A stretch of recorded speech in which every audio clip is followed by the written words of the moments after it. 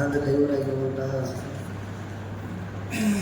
ಮೂರು ರೂಪದ ಗಂಡ ಶ್ರೀ ಗುರು ಚಕ್ರವರ್ತಿ ಸದಾಶಿವರನ್ನು ಸ್ಮರಣೆ ಮಾಡಿಕೊಂಡು ಚಂದ್ರಮಂಡಾಯನನ್ನು ಸ್ಮರಣೆ ಮಾಡಿಕೊಂಡು ಕಾಲಜ್ಞಾನಿ ಚಕ್ರವನ್ನು ಸ್ಮರಣೆ ಮಾಡಿಕೊಂಡು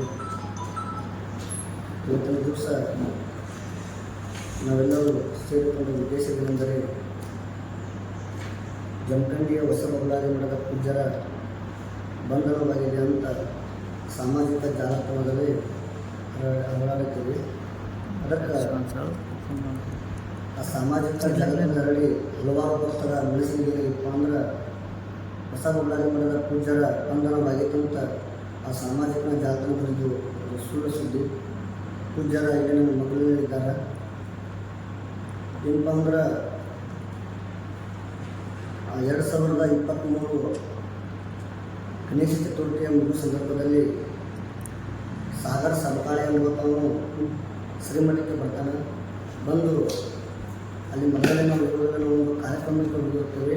ಆ ಸಂದರ್ಭದಲ್ಲಿ ಮಠದಲ್ಲಿರುವಂಥ ಭಕ್ತರಿಗೆ ಕೇಳ್ತಾನೆ, ಅಜ್ಜಾರು ಹೋಗಿದ್ದಾರೆ ಅಂತ ಕೇಳಿದಾಗ ಅವಾಗ ಎಲ್ಲ ಅಜ್ಜಾರ ಕಾರ್ಯಕ್ರಮಕ್ಕೆ ಹೋಗಿದ್ದಾರೆ ಅಂತ ಕೇಳಿದಾಗ ನಾನು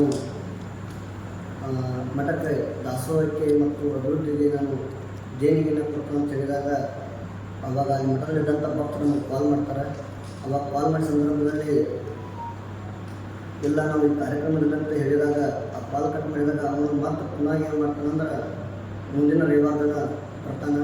ಬಂದ ಸಂದರ್ಭದಲ್ಲಿ ನಾವು ಆ ಮಠದ ಪೂಜ್ಯರು ಮತ್ತು ಮಠದ ಹಿರಿಯರು ಮಠದಲ್ಲಿ ಇರ್ತೀವಿ.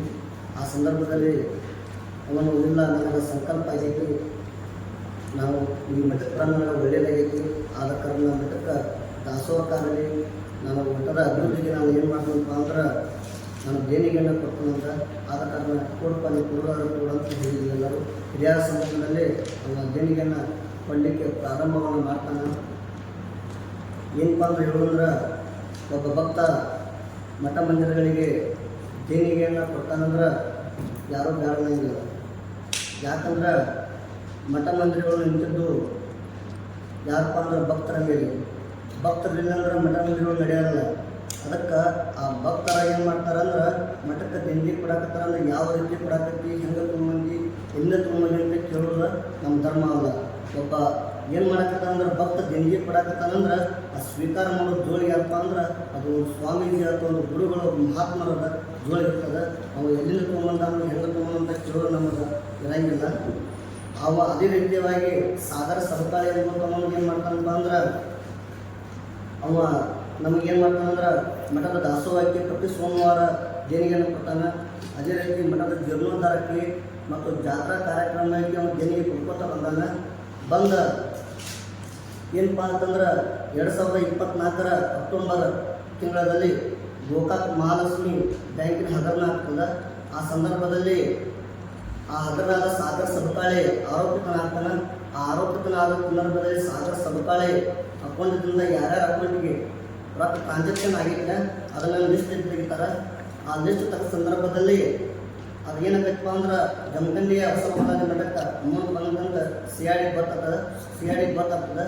ಆ ಗೊತ್ತಾದ ತಕ್ಷಣ ಏನು ಮಾಡ್ತಾರಪ್ಪ ಅಂದ್ರೆ ಆ CID ಅಧಿಕಾರಿಗಳು ಏನು ಮಾಡ್ತಾರೆ ಅಂದ್ರೆ ಒಂದು ನಮಗೆ ನೋಟಿಸವನ್ನು ಕಳಿಸ್ತಾರೆ. ಆ ನೋಟಿಸವನ್ನು ನಿಮ್ಮೆಲ್ಲ ತಮ್ಮ ಮುಂದೆ ನಾವು ಹಾಜರುಪಡಿಸಿದ್ದೇವೆ.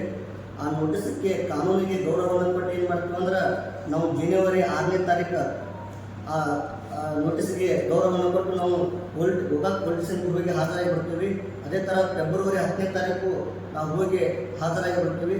ಅದೇ ಥರನಾಗಿ ಮಾರ್ಚ್ 21 ಮತ್ತು 22ನೇ ತಾರೀಕು ನಾವು ವಿಚಾರಣೆಯಂತೆ ಗೋಕಾಕ್ ಸ್ಟೇಷನ್ಗೆ ಹೋಗಿದ್ದೀವಿ. ಬರ್ತಾ ಯಾವುದೇ ಪೂಜ್ಯರ ಬಂಧನವಾಗಿಲ್ಲ, ಅರೆಸ್ಟು ಆಗಿಲ್ಲ. ಆದರೆ ಏನಪ್ಪ ವಿಷಯ ಏನಾಗಿದೆ ಅಂದ್ರೆ ಎಲ್ಲರಿಗೂ ಪೂಜ್ಯರ ಬಂಧನ ಆಗಿದೆ ಅಂತ ಆಗಿ ಸುದ್ದಿ ಹರಿದಿದೆ. ನಾವು ವಿಚಾರಣೆಗಂತ ಪೊಲೀಸ್ ಸ್ಟೇಷನ್ಗೆ ಹೋಗಿದ್ವಿ, ಅಲ್ಲಿ ಪೂಜ್ಯರ ಬಂಧನವಾಗಿಲ್ಲ, ಅಲ್ಲಿ ಅರೆಸ್ಟು ಪೂಜ್ಯರನ್ನು ಮಾಡಿಲ್ಲ. ಅದೇ ರೀತಿ ಎಲ್ಲ ಭಕ್ತರಿಗೆ ತಿಳುವುದು ಏನಂದ್ರೆ ಒಬ್ಬರ ಪೂಜ್ಯರ ಬಂಧನ ಆಗಿದ್ದಕ್ಕೇನು ಮುಡಿಸಿದಾರ ಅದು ಸುಳ್ಳು ಸುದ್ದಿ ಐತಿ. ಅದಕ್ಕೆ ಏನಪ್ಪ ಅಂದ್ರೆ ಇವತ್ತಿನ ದಿವಸ ಎಲ್ಲರಿಗೂ ಪೂಜ್ಯರ ಏನೋ ಸೈಡ್ ಅದಾರ, ಎಲ್ಲರಿಗೂ ಏನಪ್ಪ ಭಕ್ತರಿಗೆ ಮುರಿತೆ ಅದು ಸುಳ್ಳು ಸುದ್ದಿ ಐತಿ. ಇನ್ನೊಂದು ಹೇಳೋದು ಏನಪ್ಪ ಅಂದ್ರೆ ಆ ಗುರು ಸದಾಶಿವ ಮತ್ತು ಚಂದ್ರಮಂತ ಎಂಬುದು ಚಿತ್ತಮಂತನ ಮಠ ಅತಿ ವಿಜೃಂಭಣೆಯಿಂದ ಮಠ ನಡೆಯಕತ್ತ. ಪ್ರತಿ ಸೋಮವಾರ ಮತ್ತು ಅಮಾವಾಸ್ಯೆ ದಿವಸ ದಾಸೋಹ ಸಹಿತ ಇರ್ತದೆ. ಏನಪ್ಪ ಅಂದ್ರೆ ಇನ್ನೂ ಯಾರಾದರೂ ಮಠಕ್ಕೆ ದೇಣಿಗೆ ಒಂದು ಪ್ರಾರಂಭ ಕೊಡ್ರಿ, ನಾವು ಕೊಡ್ಲಿಕ್ಕೆ ಬ್ಯಾಡಲಾಗಿತ್ತಲ್ಲ. ಅದಕ್ಕೆ ಆ ಪಟ್ಟದನ್ನು ನಾವು ಒಳ್ಳೆಯ ಮಠದ ಅಭಿವೃದ್ಧಿ ಮತ್ತು ಜೀರ್ಣೋದ್ಧರಕ್ಕೆ ಬೆಳೆಸಿ ಇವೆಲ್ಲ ಎರಡು ಮಾತನ್ನು ಹೇಳ್ತೀವಿ.